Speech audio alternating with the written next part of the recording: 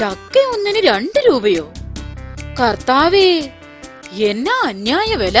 2 രൂപ ഒട്ടും കൂടുതലല്ല ചേച്ചി. ചക്കക്കുരു ഉൾപ്പെടെയായി വില. ഇതെന്നാത്തിനാടി ചക്ക വില കൊടുത്തു വാങ്ങുന്നേ? നമുക്ക് വീതം കിട്ടിയ പുരയിടത്തിലെ പ്ലാവയിൽ ചക്ക പുണ്ണ് പോലെയല്ലേ പിടിച്ചു കിടക്കുന്നത്. ഞാൻ പോയി ചക്ക ഇട്ടോണ്ട് വരാം. ആ പിന്നെ എന്റെ ഒരു കക്ഷി വരും, ഇരിക്കാൻ പറ. ചക്ക 2-3 ഒന്നിച്ച് കെട്ടിയേ തലയിലോട്ട് വെച്ചോണം. നിന്റെ അപ്പൻ നിന്നെ എന്റെ തലയിലോട്ട് കെട്ടിവെച്ച പോലെ. പ്ലാവേൽ കേറാൻ ആള് വേണം. ആരെ വിളിക്കുന്നു? ആ നമ്മുടെ സാമുവേലിന്റെ മകനെ വിളി. നല്ല കയറ്റമുള്ള ജോലിയാന്നാ കേട്ടെ. അങ്ങേര് സബ് കളക്ടറാ ചേട്ടാ. ഒന്ന് വേഗം വാടി, ബസ് ഇപ്പൊ പോവും.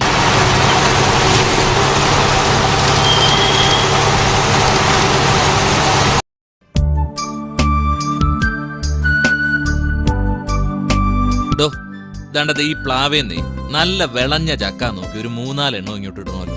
എന്താവും കൂലി? ഓ 2-3 ചക്ക ഇടുന്നതിന് സാറിനോട് എന്ത് കണക്ക് പറയാനാ?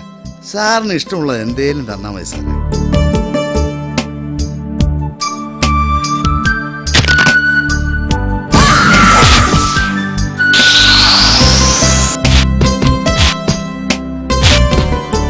ദാ 10 രൂപയുണ്ട്. 10 രൂപയോ? 80 രൂപയാ കയറ്റക്കൂലി. 4 ചക്ക ഇട്ടതിന് 80 രൂപയോ? ഇത് എവിടത്തെ കൂലി? എവിടത്തെ കൂലിയോ? മര്യാദക്ക് കാശ് വെച്ചു പോടൂ എച്ചി. ഇതാ 80 രൂപ. ചേട്ടാ, ഈ ചക്കയൊന്ന് ബസ് സ്റ്റോപ്പിൽ എത്തിച്ച് തരുമോ? ലോഡിങ്ങിന് ഇവിടെ ആൾക്കാരുണ്ട്. ചക്ക ഒന്നിന് ചുമട്ട് കൂലി 20 രൂപയാ.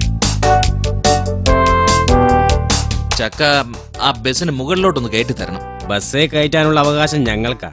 ആഹാ, എങ്കിൽ ഞാൻ തന്നെ ചക്ക കയറ്റിക്കൊള്ളാം. ചക്കയൊന്നും ബസ്സിനകത്ത് കയറ്റാൻ പറ്റില്ല. അത് മുകളിലേക്ക് ഇട്. താൻ ബസ്സിന്റെ മുകളിൽ ചക്ക കയറ്റുന്ന ഒന്ന് കാണണം.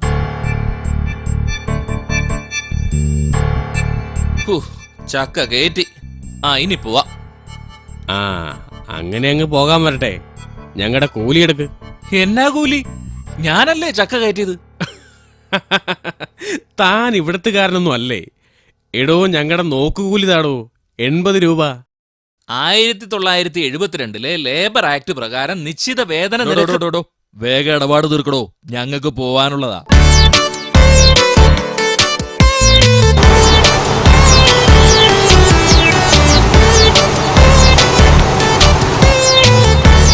ആന വരുന്നു, കത്തിച്ചു വിട്ടോ. 3 ചക്ക ബസ്സിന്ന് താഴെ പോയടി. ഒരു ചക്ക ഇവിടെ കൊണ്ടുവന്നപ്പം ചെലവ് 210 രൂപ. 2 രൂപയ്ക്ക് തേൻവരിക്ക മുറ്റത്ത് കൊണ്ടുവന്നതാ. എങ്കിലും സ്വന്തം മണ്ണിലെ രുചി ഒന്ന് വേറെ തന്നെയാടി. ഇത് പേട്ട് ചക്കയാണല്ലോ, ഒറ്റ ചൊളയില്ല. പാപ്പ വേഗം സ്ഥലം വിട്ടോ, അമ്മച്ചിയുടെ കൈ കോടാലിയാ.